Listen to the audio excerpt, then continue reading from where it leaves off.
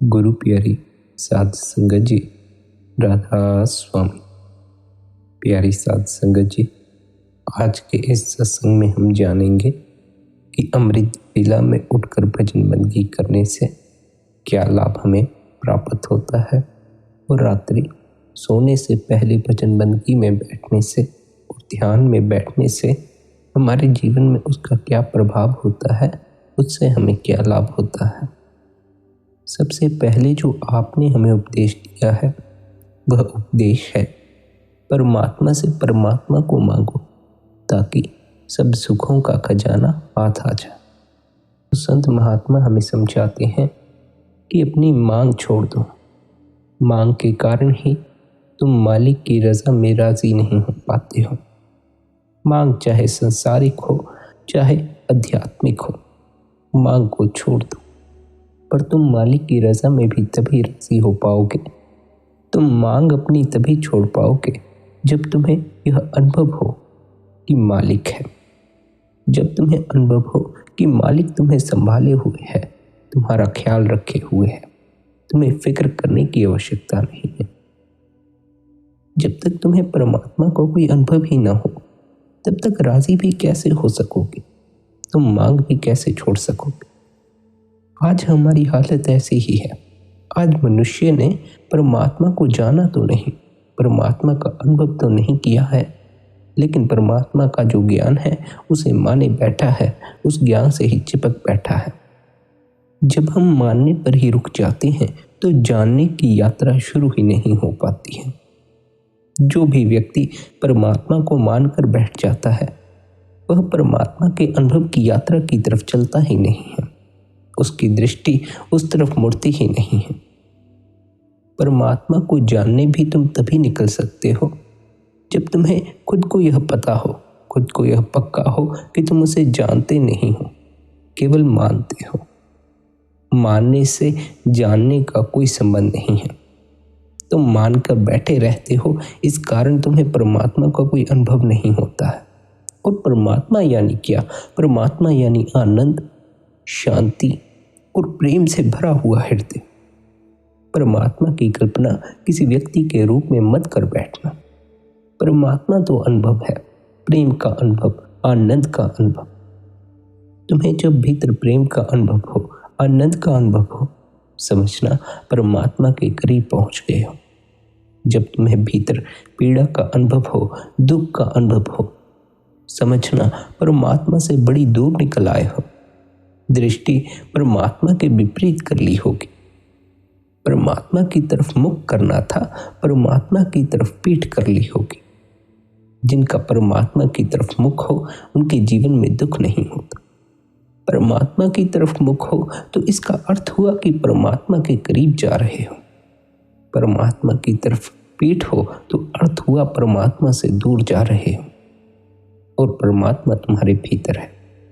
अगर तुम भीतर की यात्रा पर निकलते हो तो तुम परमात्मा के करीब पहुंचते हो। जब तुम बाहर की यात्रा पर निकलते हो तब तुम परमात्मा से दूर होते चले जाते हो। परमात्मा तुम्हारे ही भीतर है। जब तुम अपने ही भीतर ठहरते हो तो परमात्मा के पास ही ठहरे होते हो।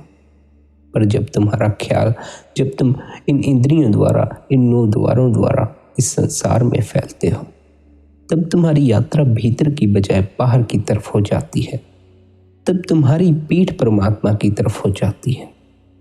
जब तुम संसार की तरफ भटकते हो तो तुम परमात्मा से दूर होते चले जाते हो, क्योंकि संसार बाहर है और परमात्मा भीतर। तुम यदि अपनी बाहरी यात्रा को, संसारिक यात्रा को भीतर की तरफ मोड़ लो, तुम यदि अपने ख्याल को बाहर से भीतर की तरफ मोड़ लो तो तुम्हारा मुख परमात्मा की तरफ हो जाएगा, तो तुम्हारी यात्रा परमात्मा की तरफ हो जाएगी। तुम भीतर से बाहर की तरफ हो जाओ तो तुम्हारी यात्रा परमात्मा से संसार तक हो जाएगी। बाहर से भीतर की तरफ चलोगे तो संसार से परमात्मा तक पहुंच जाओगे। पर भीतर भी कोई परमात्मा है, इसकी खबर केवल उन्हें ही लगती है जो परमात्मा को जानने निकलते, जो यह स्वीकार करते हैं कि उन्होंने अब तक जो परमात्मा के संबंध में सुना या परमात्मा के संबंध में जो भी धारणा बना रखी है उससे परमात्मा के संबंध में ज्ञान तो उपलब्ध हुआ, पर परमात्मा का कोई अनुभव नहीं हुआ। बहुत से लोग तो, अधिक लोग तो परमात्मा के संबंध में जानकारी इकट्ठा कर लेते हैं और समझ लेते हैं कि उन्हें परमात्मा का ज्ञान हो गया, उन्हें खबर हो गई कि परमात्मा कौन है, क्या है। जब हम मात्र जानकारी को ही इकट्ठा करके ज्ञान समझ लेते हैं तो फिर हमारी परमात्मा को जानने की कोई उत्सुकता नहीं रह जाती, कोई इच्छा नहीं रह जाती।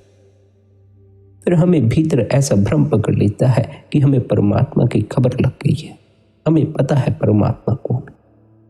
हमें सिखा दिया जाता है कि परमात्मा हमारे दुखों का निवारण करता है, इसलिए जब हमें दुख आ जाता है हम परमात्मा की भक्ति में बैठ जाते हैं। हमें सिखा दिया जाता है कि जब जगत में कोई साथ न दे तो परमात्मा साथ देता है। फिर जब हमारा कोई साथ नहीं देता हम परमात्मा की भक्ति में बैठ जाते हैं। जब तक लोग साथ देते थे तब तक परमात्मा की याद भी नहीं आती, तब तक लोगों में ही उलझे रहते हैं, उन्हीं के ख्यालों में खोए रहते हैं। हमें सिखा दिया जाता है कि यदि जीवन में धन नहीं है, किसी और इच्छा की पूर्ति करनी है तो परमात्मा से मांगो। हम जब खुद धन नहीं कमा पाते, हम जब खुद अपनी इच्छा की पूर्ति नहीं कर पाते, फिर हम परमात्मा से मांगने बैठ जाते। हमें ऐसी धारणाएं सिखाती जाती हैं कि फिर जीवन भर हम परमात्मा से मांगने में ही लगे रहते हैं। कभी धन मांगते हैं, कभी सुख मांगते हैं, कभी पद मांगते हैं, कभी अपनी इच्छाओं की पूर्ति की मांग करते रहते हैं। हालांकि उस मालिक ने हमारे भीतर खजाना रखा हुआ है, फिर भी हम मंगतों की तरह मांगते फिरते हैं। और यह मांग उठती है जब हम परमात्मा को मान कर बैठ जाते हैं। उसे जानते नहीं हैं बल्कि मानकर ही सत्य समझ बैठते हैं। और हमारा मानना हमारी धारणाओं से ज़्यादा बड़ा नहीं है। हम परमात्मा को मानते भी उतना है जितना हमने सीखा है, जितना हमने जाना है।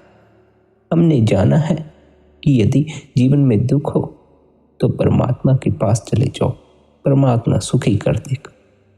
फिर जब दुख आता है तो हम परमात्मा के पास बैठकर सुख मांगने लग जाते हैं।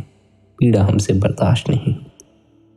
अगर तुम मानकर बैठ जाओगे कि परमात्मा सुख देगा तो फिर सुख की मांग उठेगी ही, और तब तक उठती ही रहेगी जब तक तुम यह मानते हो।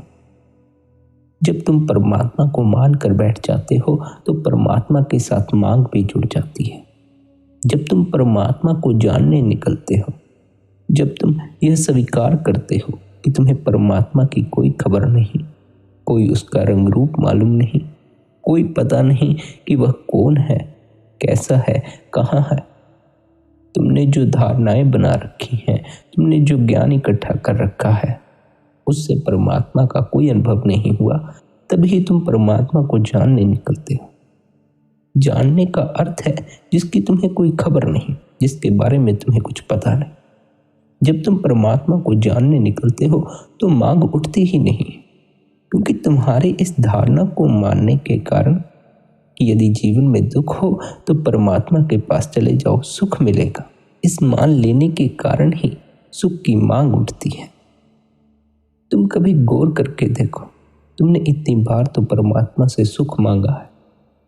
प्रत्येक व्यक्ति हर पल किसी न किसी ढंग से सुख की ही मांग कर रहा है, चाहे धन की मांग करता हो, चाहे किसी व्यक्ति की मांग करता हो, चाहे किसी पद की मांग करता हो। जहां सुख मालूम पड़ता है उस सुख की मांग ही करता है। असल मांग सुख की ही होती है, पर सब भी मिल जाए फिर भी सुख ही नहीं मिलता है, फिर भी दुख बरकरार ही रहता है। अगर परमात्मा से मांग कर भी तुम्हारे जीवन में दुख लौट लौट आए तो तुम्हें परमात्मा से मांग नहीं करनी चाहिए, तुम्हें मांग छोड़ देनी चाहिए। यदि एक बार मांग करके, दो बार मांग करके भी तुम्हारे जीवन में दुख बरकरार है, और अनेकों बार व्यक्ति मांग करता है सुख की, अनेकों बार सुख की मांग करके भी यदि जीवन में दुख है तो फिर मांग छोड़ देनी चाहिए।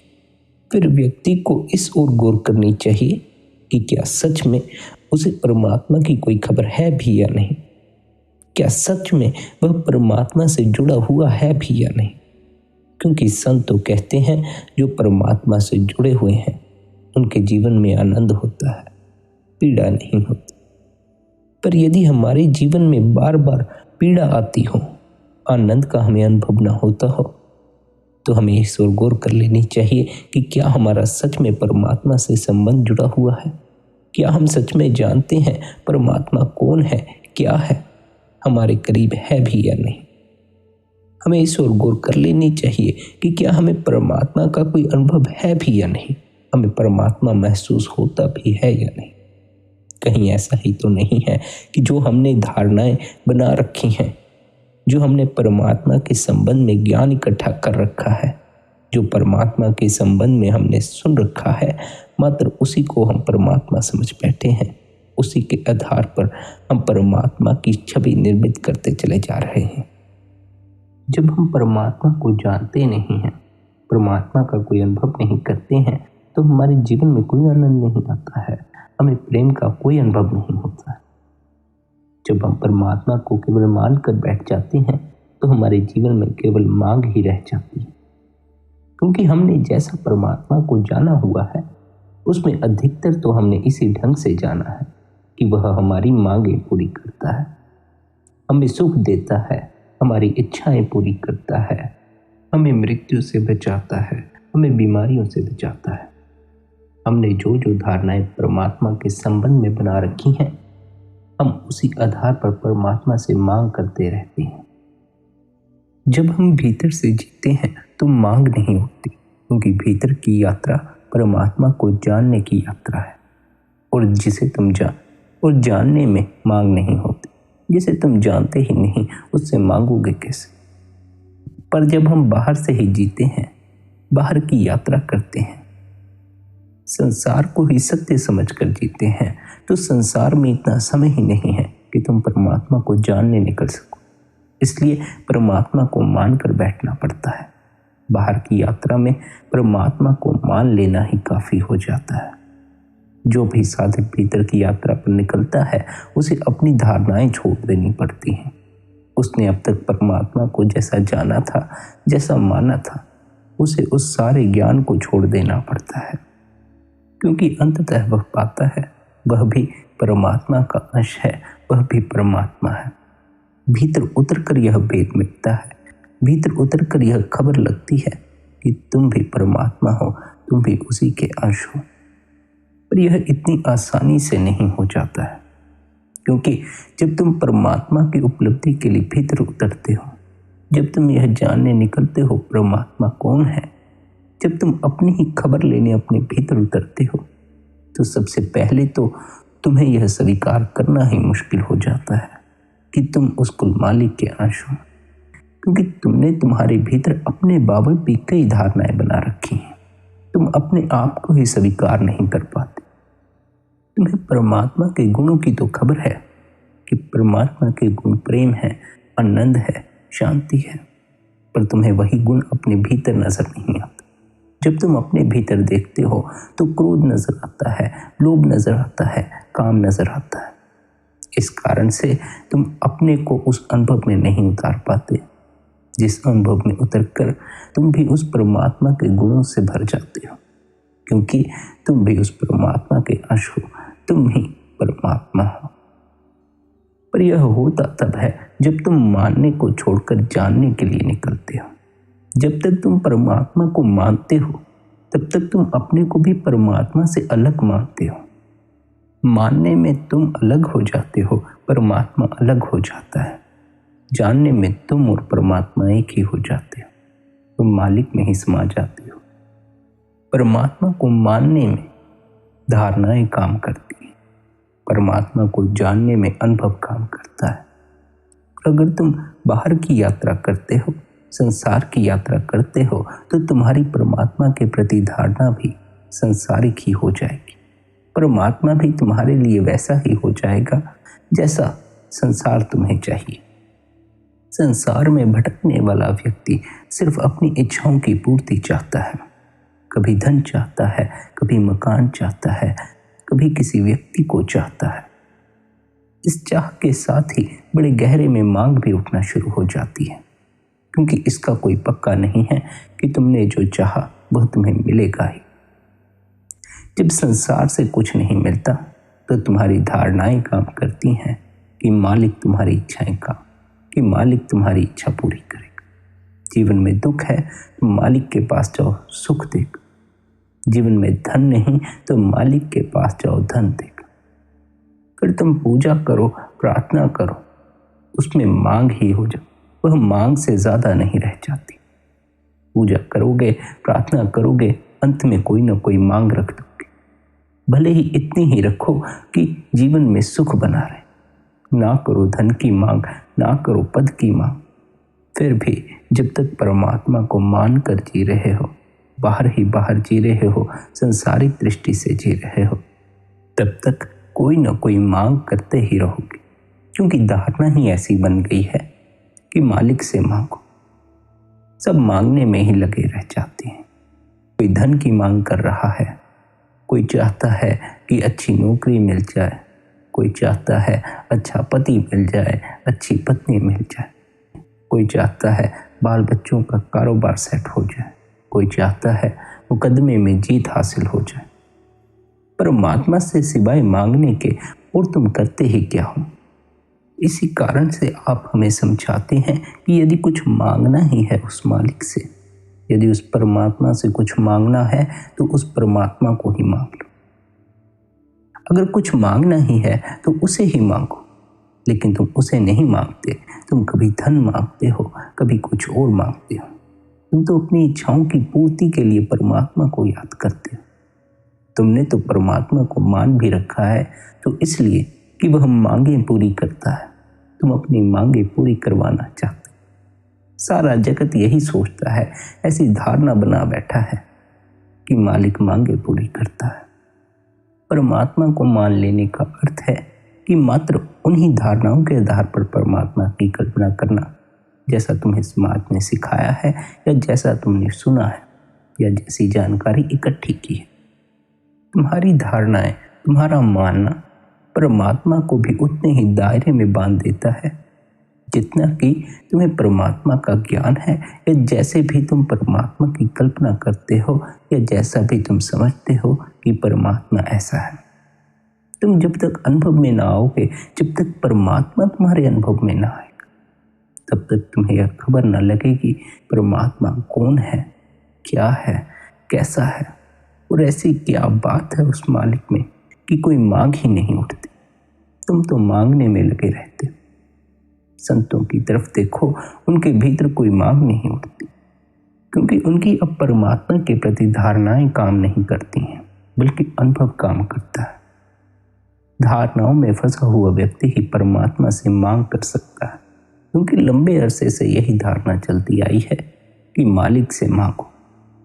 बूढ़े मांगते थे, फिर आगे बच्चे मांगने लगे, फिर आगे उनके बच्चे मांगने लग जाते हैं। मांगना ही सिखाया जाता है, मालिक के दरबार पर जाकर मांगना ही सिखाया जाता है। कुछ न कुछ मांगते रहो, कुछ न कुछ व्यक्ति मांग करता ही रह जाता है, जीवन भर मांग करता रह जाता है। ना करे धन की मांग, ना करे पद की मांग, सुख की मांग भी करे, आनंद की मांग भी करे, तब भी जीवन में कोई आनंद नहीं आता, कोई सुख नहीं आता। क्यों नहीं आता? क्योंकि उसने मान रखा है। धारणाओं को छोड़ो, परमात्मा को मानो, क्योंकि परमात्मा को जब तुम मानोगे तो अपनी धारणाओं से विपरीत न मान सकोगे। जो जो तुमने परमात्मा के संबंध में सुना है, उसी आधार पर उसे निर्मित करोगे। उसे जानो, उस मालिक की खबर लो। मानने से तुम्हें कोई लाभ नहीं होगा। धारणाओं को छोड़ो। किसी दिन बैठो, सोचो कि क्या सच में तुम्हें खबर है परमात्मा की? क्या सच में तुम्हें आनंद महसूस होता है? क्या सच में तुम्हें परमात्मा के निकट होना महसूस होता है या नहीं? क्या सच में तुम परमात्मा को याद करते हो इसलिए कि तुम्हें उसकी याद आती है, या इसलिए कि कोई ना कोई इच्छा, कोई ना कोई मांग भीतर उठाती है?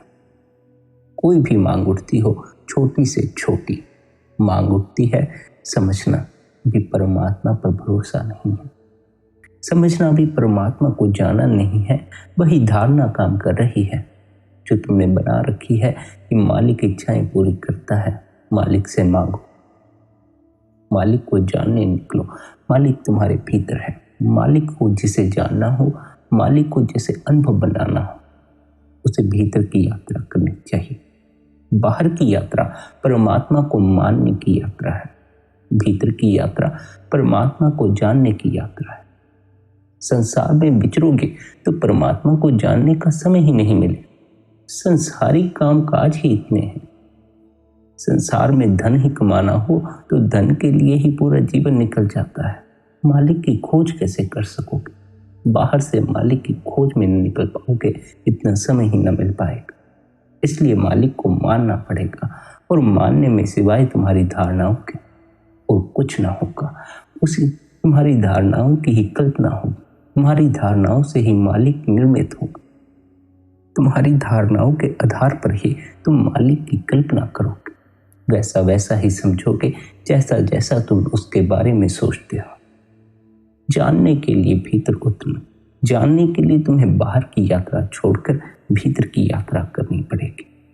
जानने के लिए तुम्हें संसार से अपने मोह को हटाकर, 9 द्वारों से अपने ख्याल को हटाकर भीतर 10वें द्वार पर टिकाना होगा। जानने के लिए तुम्हें भजन मंडली में बैठना होगा, निरंतर ध्यान में बैठना होगा। शुरू में तो ध्यान के लिए प्रयास करना पड़ता है। शुरू में तो अगर तुम्हें भजन बंदगी में प्रयास से बैठना पड़े तो जरूर बैठना। ना लगे मन, कोई बात नहीं, बैठने का प्रयास कर। शुरू में ध्यान के लिए प्रयास करना पड़ता है, फिर बाद में ध्यान अपने से होना शुरू हो जाता है। तुम शुरू में ही घबरा जाते हो। शुरुआत में घबराहट ज़्यादा होती ही है। तुम जब भजन बंदगी में बैठोगे, ध्यान में बैठोगे, जो तुमने पहले कभी किया ही नहीं, जब पहली दफ़ा उसे करोगे, जब पहली दफ़ा भीतर उतरोगे, आंखें बंद करोगे, ध्यान में बैठोगे, तो पहली बार तुम्हें भीतर मन की खबर लगेगी, मन की झलक मिलेगी, क्योंकि विचार दुगनी तेजी से उठने शुरू हो जाए। ध्यान के शुरुआती दिनों में जब साधक बैठना शुरू करता है तो भीतर तनाव ज़्यादा मालूम पड़ने लगता है, भीतर बेचैनी ज़्यादा मालूम पड़ने लगती है। इसी कारण से कि कभी तुमने इस ओर गौर ही न की थी कि भीतर मन जैसा भी कुछ है। मन की कभी तुम्हें झलक ही न मिली थी।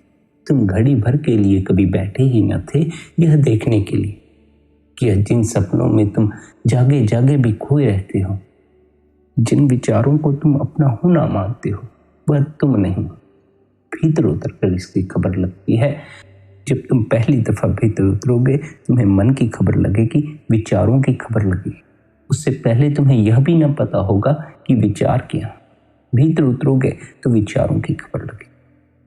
और जब तुम शांत होने के लिए बैठोगे तो मन तो पहले कभी शांत होने के लिए बैठा नहीं था।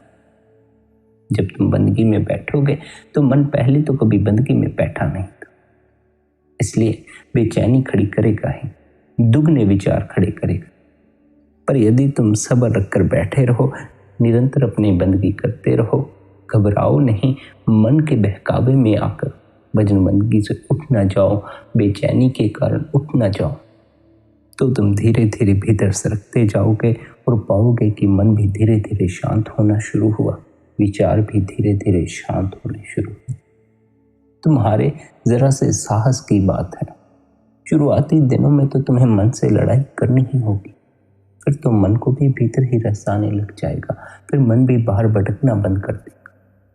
बाहर भटकोगे तो परमात्मा को मानना पड़ेगा, भीतर उतरोगे तो परमात्मा को जानने की यात्रा है। परमात्मा तुम्हारे भीतर है। जब तुम बाहर की तरफ निकलोगे, बाहर की यात्रा करोगे तो परमात्मा की तरफ पीठ हो जाएगी। जब तुम भीतर की तरफ यात्रा करोगे तो परमात्मा की तरफ मुख हो जाएगा। जिसका परमात्मा की तरफ मुख हो वह कुछ कदम चले तो परमात्मा के करीब पहुंचेगा। जिसकी परमात्मा की तरफ पीठ हो वह कुछ कदम चले तो परमात्मा से दूर पहुंचेगा। भीतर की यात्रा करो अगर मालिक के करीब जाना है। हर रोज भजन बंदगी करो, हर रोज ध्यान में बैठो, और यह भी स्मरण रखो कि दिन भर हम संसार में विचरते हैं, हमारे संसारिक कामकाज भी हैं। हमारी सांसारिक सेवा भी है, बच्चों की सेवा है, माँ बाप की सेवा है, पति पत्नी की सेवा है, नौकरी भी करनी है। और फिर हम इन कामों के अलावा भी कई ढंग से संसार में विचरते हैं। कभी कहीं घूमने चले जाते हैं, या कभी कहीं पिकनिक स्पॉट पर चले जाते हैं, या कभी मित्रों के साथ मिलने चले जाते हैं। इसलिए पूरा दिन हमारे चित्त पर किसी न किसी ढंग से भार डलता है, तनाव इकट्ठा होता है। यदि हम प्रत्येक रात्रि सोने से पहले ध्यान कर भजन बंदगी में बैठें, तो जो दिन भर का कूड़ हमारे भीतर इकट्ठा हुआ है, जो दिन भर का तनाव हमारे भीतर इकट्ठा हुआ है, हम उससे मुक्त हो सकते हैं। उसका भार हमारे चित्त से हल्का हो जाएगा यदि हम सोने से पहले बंदगी करके सोएं, और हमारी नींद भी बेहतर हो जाए। हमें वह भार लेकर सोना नहीं पड़ेगा। बाकी अगर कुछ भीतर रह जाए तो वह नींद सफाई कर देगी। इसलिए यदि हो सके तो रात्रि सोने से पहले अवश्य बंदगी में बैठा करो, क्योंकि दिन भर संसार में विचरे हुए होते हो, दिन भर का भार भीतर इकट्ठा किया होता है। और यदि रात्रि आहार कम लिया जाए तो उसका भी तुम्हें बड़ा लाभ होगा। दिन भर जो मैल इकट्ठी हुई है उसे यदि रात्रि सोने से पहले झाड़ लो, बंदगी कर लो, ध्यान कर लो, तो वह मैल तुम्हारे चित्त पर जमेगी नहीं। तुम्हारे चित्त पर उस दिन का भार न रह जाएगा, तनाव न इकट्ठा होगा, तुम्हें आराम मिलेगा, हल्कापन महसूस होगा। सोने से पहले बंदगी कर लो, सोने से पहले ध्यान में बैठ लिया करो। साथ ही हम इस ओर भी गौर कर लें कि अमृत बेला में ध्यान करने से हमें क्या लाभ मिलता है। रात्रि सोने से पहले ध्यान करने का हमें यह लाभ होता है कि दिन भर जो हम संसार में विचरे हैं, जो दिन भर हमने अपने भीतर भार इकट्ठा किया है, उससे हमें आराम मिल जाता है। और अमृत बेला में ध्यान करने का हमें क्या लाभ है कि रात भर सोने के बाद सुबह हम तरोताज़ा होते हैं। रात का खाना हजम हो चुका होता है और नींद का भी जोर नहीं होता। पिछले दिन के सारे झगड़े झमेले भूले होते हैं। मन दुनिया में नहीं फैला होता। अभी हम संसार में विचरने निकले नहीं होते। अभी हम भीतर सिमटे होते हैं। घर बाहर गली मोहल्ले में भी इतना शोर शराबा नहीं होता, ना गाड़ियों की आवाज़ ज़्यादा होती है, ना किसी का आना जाना इतना होता है। वातावरण उस समय शांत होता है और रूहानियत की ऐसी निर्मल तरंगों से भरा होता है जिसमें जीव एकांत में शांति पूर्वक भजन करके बहुत लाभ प्राप्त कर सकता है। अमृत बेला में प्रभु का नाम जपना ही सच्ची गुरु भक्ति है और यही सच्ची प्रभु भक्ति है।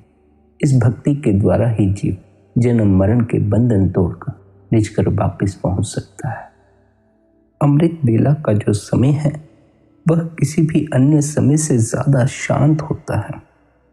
यदि उस समय तुम भजन बंदगी करो तो बाहर की शांति भी तुम्हें भीतर की शांति का अनुभव कराने में सहायता प्रदान करती है। अमृत बेला में भजन बंदगी करने का भी हमें बड़ा लाभ होता है, पर यदि हम किसी कारणवश अमृत बेला में भजन बंदगी ना कर पाते हों तो हमें 24 घंटे में से किसी न किसी समय भजन बंदगी में अवश्य बैठना चाहिए, ध्यान में अवश्य बैठना चाहिए।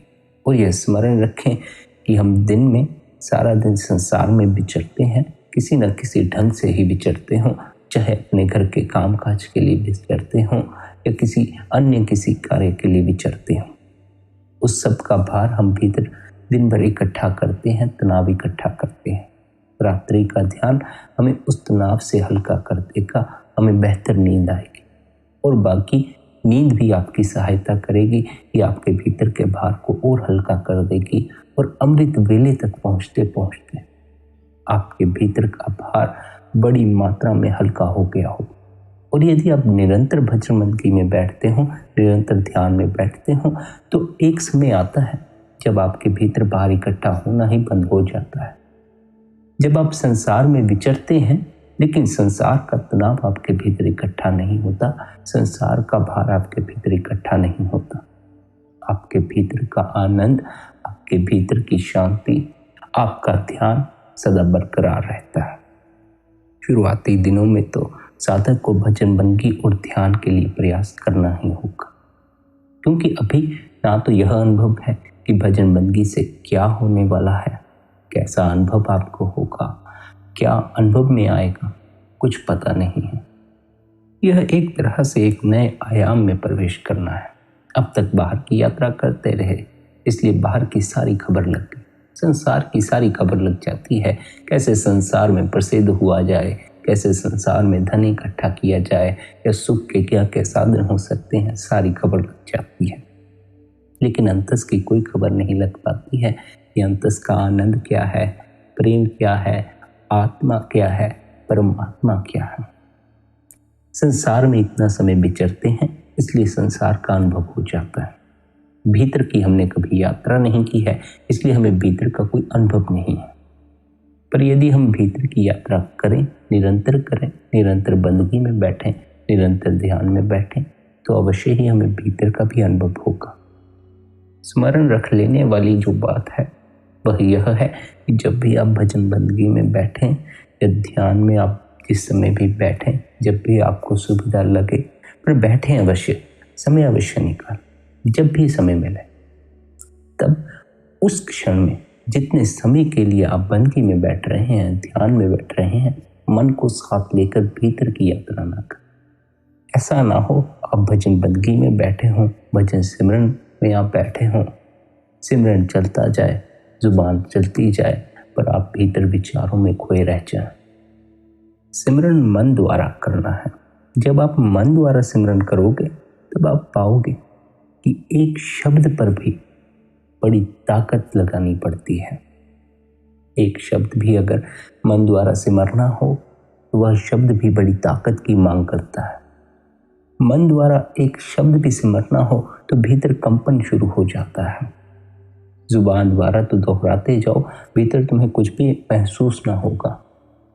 मन द्वारा करोगे तो पहले शब्द पर भी तुम्हें कंपन का महसूस होना शुरू हो जाए। मन द्वारा सिमरन करने के लिए तुम्हें बड़ी ताकत की आवश्यकता है। भीतर अपनी शक्ति को ठहराना, इंद्रियों द्वारा कम व्यय करना, हो सके तो कम बोलना, जितना कम बोल सको उतना कम बोलना, जितना कम तुम बाहर के दृश्य देख सको उतने कम देखना, और अन्य किसी भी ढंग से अगर तुम अपनी शक्ति को बाहर व्यय करने से बचा सको, भीतर इकट्ठा कर सको तो इकट्ठा करना, क्योंकि वही शक्ति द्वारा, उस ताकत द्वारा ही तुम मन द्वारा सिमरन कर पाओगे। तुम्हारे भीतर ताकत होगी तभी मन को सिमरन में लगा पाओगे, वरना एक शब्द भी अगर मन द्वारा सिमरन ना हो, भीतर ताकत ना हो, तो बड़ी कठिनाई हो जाती है। मन नहीं सिमरता है, मन तुम्हें बार बार विचारों में ले जाता है। शक्ति इकट्ठी हो तो मन को सिमरन में लगाया जा सकता है।